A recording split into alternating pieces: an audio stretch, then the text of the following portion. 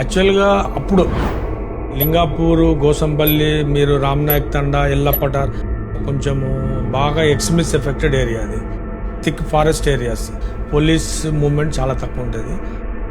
SI ఉన్న టైంలో 92, 93, 95 వరకు మేము కాలిబాట ద్వారా తిరిగే ఏరియాలు అవన్నీ. ఇప్పుడు నేను డిఎస్పీగా 25 సంవత్సరాల తర్వాత అప్పుడు కొంత ప్లేన్ అయినాయి. కొంచెం వెహికల్ ఇప్పుడు ఎల్లపటార్ వరకు కానీ అటు వయా లింగాపూర్ నుండి వెహికల్ పోయే పరిస్థితి ఇప్పుడు ఉంది. అప్పుడు ఎస్ఐ టైంలో వెహికల్ నడిచేది కాదు, ఎటు పోవాలన్నా బై ఫుట్.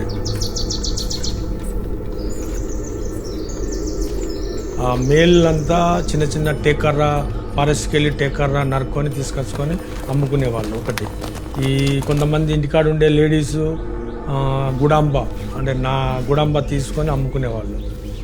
ఆ తర్వాత కొంతమంది అగ్రికల్చర్, ఆదివాసీలు అగ్రికల్చర్ చేసుకుంటూ బతుకుతారు వాళ్ళు చాలామంది. ఆ ఇంటీరియర్ విలేజ్లో సీసీటీవీలు అనేది లేవు.